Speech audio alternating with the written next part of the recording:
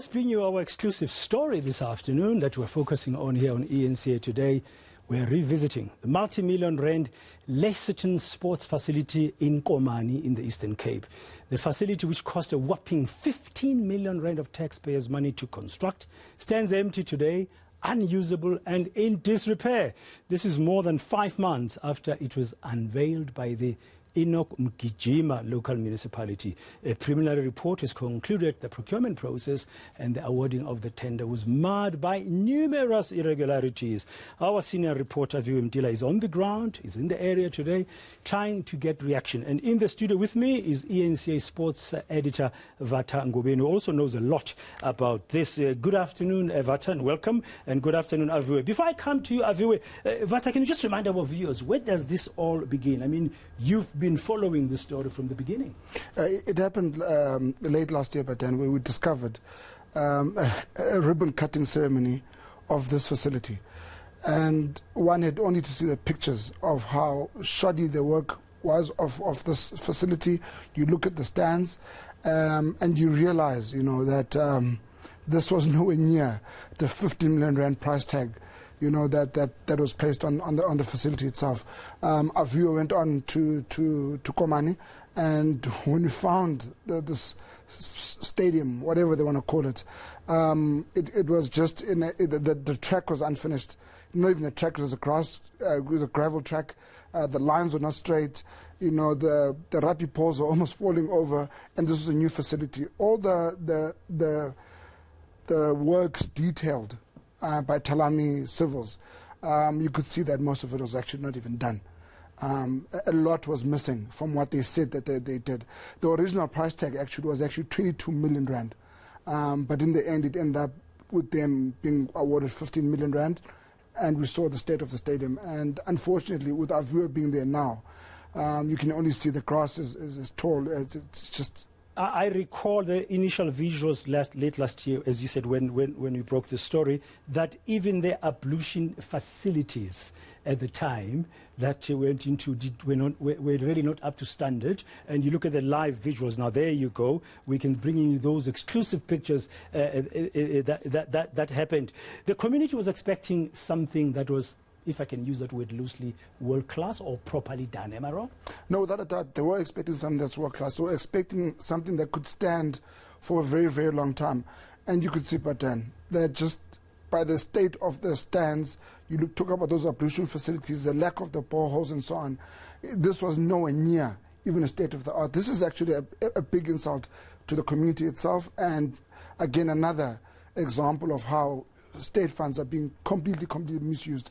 For the benefit of irregular things. And thank you very much, Vata. Let's go now to the place itself, Komani. And Aviwe Mtila, you are live, you are there on the ground.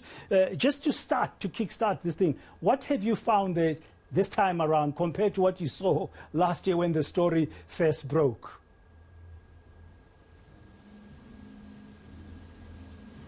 Well, Dan, I'd have to prepare you and the viewers, because if you were shocked the last time we were here, just like the community, you'll be quite outraged at how it's deteriorated. In fact, I'm going to ask my colleague, the brilliant Ntlangani, so just to show you the current state of Layton sports facility. You'd remember the price tag here was 15 million rand. And when we got here last year, it was shoddy workmanship, but at least there were lines where we were told it was supposed to be the athletics track.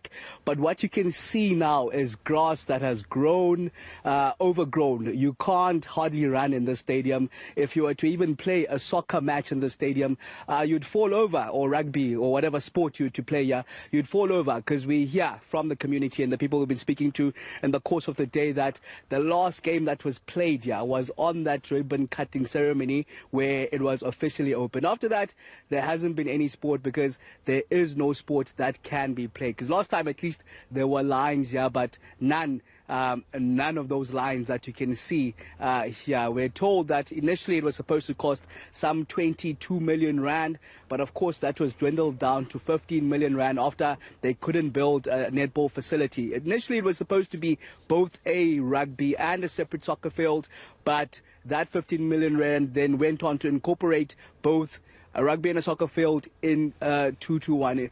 I basically spoke to a number of people who tell me, even the community that we are in, Ndlovukazi, that 15 million rand could have been put to better use. As you'd understand, while there's no water in this very stadium, there's no water in this rural Ndlovukazi village where this stadium sits. The only bit of construction that you can see are the changing rooms that my colleague Nabantlanganiso is showing you currently. They don't have water, never had water since we were last year in October. We were inside ourselves, opening those taps, and we spoke to, as I mentioned, several people on the ground, including Ken Clark, who's a prominent business person here, also ran independently in the recent local government elections, who was quite appalled himself. Let's take a listen to what he had to say a bit earlier on.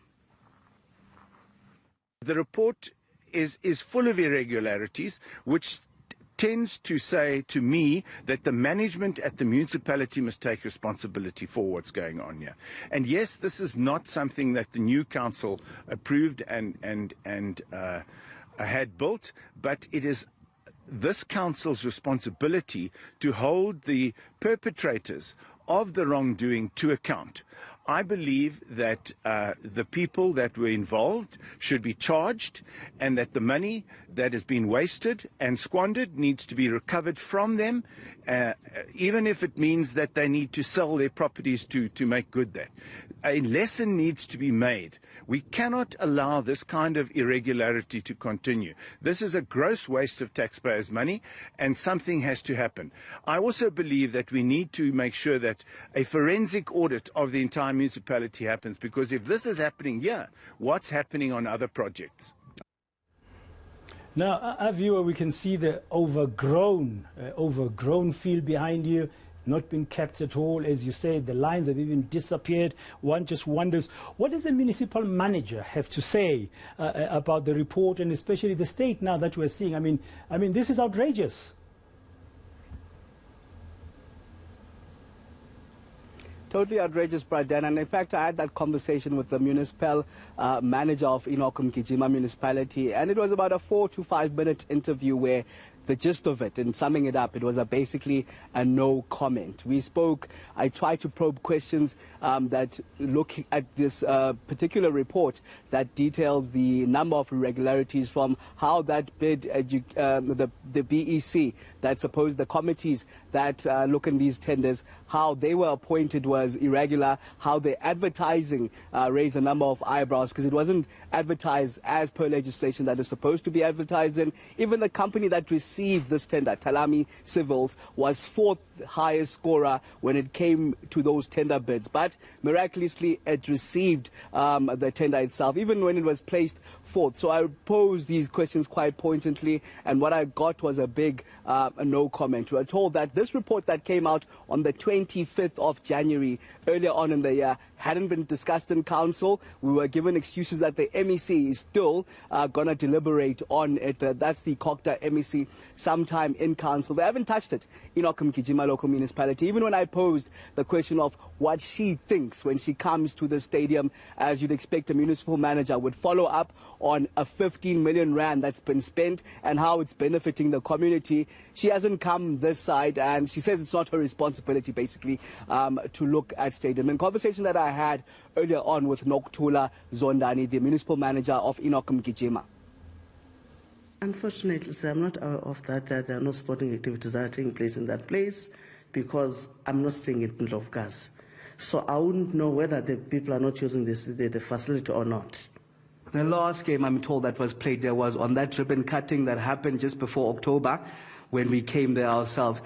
Aren't you the municipal manager that's supposed to be overlooking eNCA Mgijima? Aren't you supposed to be following up on these things? Following on what? On people playing? On what happens on the stadiums that you built for 15 million rand? Let me choose not to respond to that question, because I think it's unfair to me that you are expecting that I must go around looking after the stadiums, whether people are playing or not. I don't think that is my actual responsibility to do that, because you do have ward councillors that sit in those particular wards. We should be doing that oversight response as mandated by them, by the legislation. The ward councillors are saying that we must come to you. We spoke to them today. They say we must seek answers from you because they just flabbergasted themselves as to 15 million rand and they're seeing that state. So we hear even on behalf of those ward councillors that say we must seek those questions. That is very much interesting because we had a meeting with the councillors. It's very much peculiar that they tell you to come in and talk to me about the activities that are happening in their wards. I don't think that's fair. It's a disgrace that 2 months after that damning report has been issued, it's not even been discussed by council, as you say there, Aviwe Mtila. As we conclude, Vata, the community in that place, as in Lesotho, as Aviwe was saying, was expecting a good pitch, you know, almost world class. They love their sports, but look what they've got. And as they've said, maybe the money should have been spent on giving us water. But they also love sports. They do. But then this is one of the homes of black rugby and black cricket. The first black African Springbok, Khaya Malotana, comes just from a stone throw away from this area. It's a place called Swartwater. And it's not that you're taking away money from the state. You are denying a lot of young black children the opportunity to rise up and rise to the levels of Khaya Malotana. And it's very, very sad. On that note, he's of course our sports editor at eNCA. Thank you very much. Aviwe Mtila, thank you very much for that update there in that exclusive story that we're bringing you concerning that 15 million rand Lesotho sports facility in Komani in the Eastern Cape. It's actually even wrong to call it a sports facility.